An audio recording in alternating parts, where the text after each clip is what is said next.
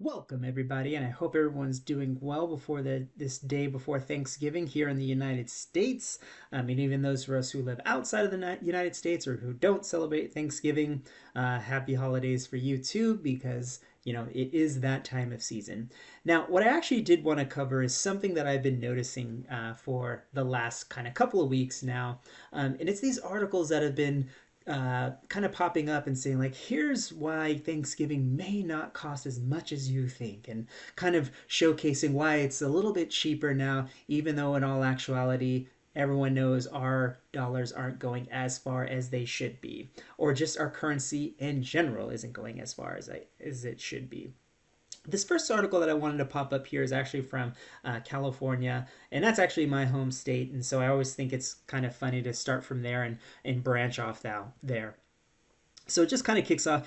It may come no surprise that California will be paying more to host Thanksgiving dinner this year than other states, according to a recent study. A November study from Go Banking Rates found that the Golden State was the fifth most expensive place to host Thanksgiving dinner with an average of $70.19, which I will come to question that, and I'll show you why in just a moment.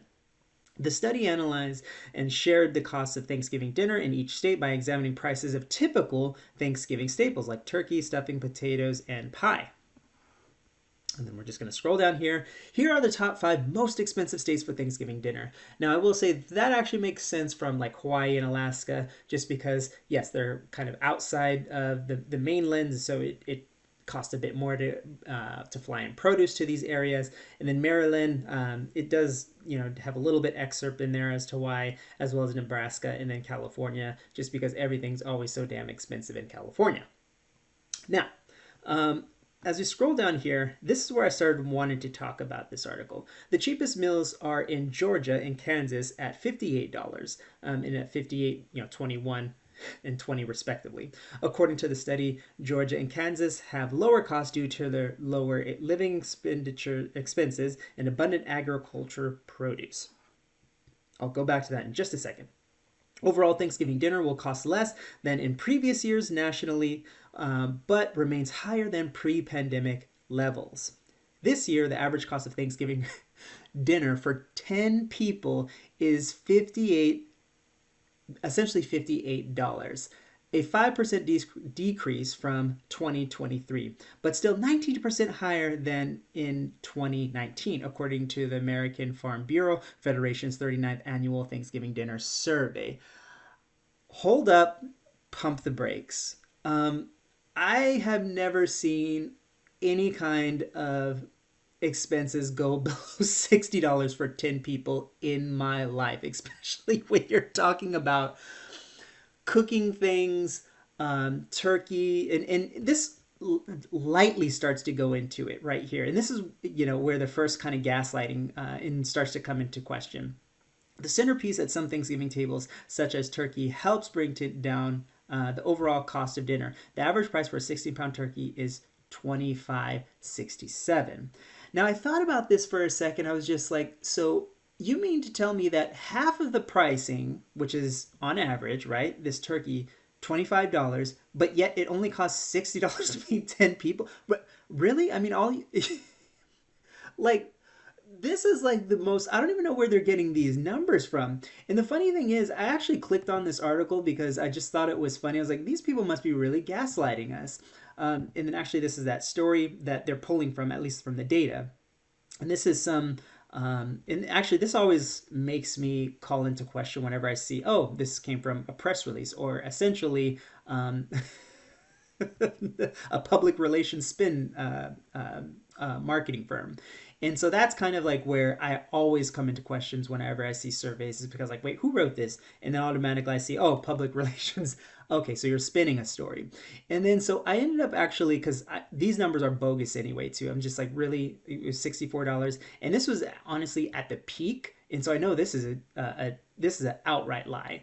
And it's not going lower to $58 because this is on cost average for 10 people. That is bogus. You can't even have a peanut butter and jelly sandwich party for 10 people for for under $60. I mean, I'm being dead serious when I say that, because let's think about it. Especially nowadays, feed 10 people. Let's say you were having a peanut butter and jelly sandwich party. You'd have to get like roughly 2 loaves, right? Because you make sure everyone's has enough bread, right? And so you have to buy 2 loaves. Each loaf is literally about $6 per loaf. And actually, I'm being quite generous. It's usually close to 6.75. At least here it is in California, it's six something. If you're buying 2 loaves, that's well over $10. Then you need to buy some peanut butter, right? That alone would be once again another $10. You'd have to buy enough of it. Then you have some jelly. $10 there. We're already at $30 just for peanut butter and jelly. You can't have peanut butter and jelly without some milk, and a gallon of milk is roughly somewhere, especially here in California, close to $5. You're gonna have enough milk. Okay, so then that's 2 gallons, and then that's once again that's $10. So you have like $40 just for a peanut butter and jelly sandwich party. I'm just poking fun here, but I'm just making a point. This is just the most bogus, on out of place, out of touch research that I've ever seen in my life. But let me actually just scroll down a little bit here, because I thought it gets a little bit more hilarious, and I noticed some things that it's leaving out here. Now they do try to actually say, hey, this is what it initially kind of average cost. And actually, let me go down a bit. Oh no, I'll stay here. Sorry. So turkey, okay, they said about $25, and I actually do agree with that. But it's just like, okay, so you have cranberries here, $2.35. As if someone only buys cranberries. What about the sugar? What about all the other condiments that go along with it? You're not just buying cranberries and just throwing it on there. Okay, so that's like kind of flag number one. Sweet potatoes, this is, that's about right, about $3. Carrots and celery, 1 pound each. Have you ever that is not 84 cents. When's the last time I've seen any kind of produce that's only 84? And look at this kind of popping up here, trying to be like, hey, look at this closely. And I'm like, no, I don't want to see that closely. I see it close enough already. I've never seen anything about 84 cents. Green peas. Okay, we have pie shelling. I guess that's about right. Now, what do you see missing here? Although milk is a good staple. Where's like cheese? Where's butter? Butter is extremely expensive. So you notice how they leave out a lot of things that have extreme amounts of upcharge, and have extreme amounts of price increase. Things like cheese, if you think about a block of cheese, like unless you're buying the fake stuff, that cheese alone is well over $10 just for a block of cheese. And if you're trying, like, the way my family cooks, like macaroni and cheese, that's one of my favorite things to eat. That dish alone is well over $20 just for macaroni and cheese. If you're cooking it, if you're cooking it the right way, that is, it should be well over $20. Just one dish. And they're like pretending like, oh yeah, you can have a really good Thanksgiving dinner for, under 60 bucks. No, you absolutely can't. It would be a sad Thanksgiving dinner. And I think it's just like, once again, this is just like the media just trying to spin. It's like, hey, prices are getting better when they're really not, and just being like, hey, I know we just passed our gas in an elevator, but just believe us when we tell you it's Febreze. I mean, that's like literally what the media is doing with all of these gaslightings. It's just funny though, because this wasn't the only article that I saw, essentially saying, hey, prices are getting down. There's also to the CBS that kind of did the same thing. I'm not going to play this video, but it's just kind of funny how, and then these several different kind of articles, once again, they all kind of reference the same study that I think is just atrocious, but they just, once again, everyone's just kind of saying the same thing. Thanksgiving dinner will be cheaper this year. How much less? It's like, no, it's not.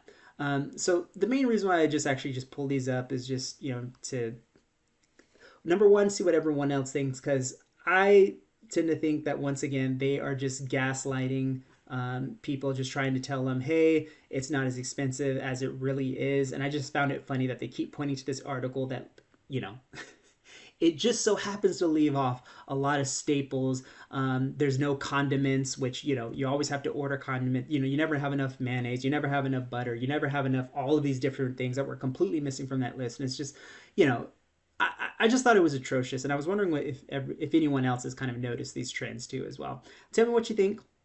Love to hear your thoughts.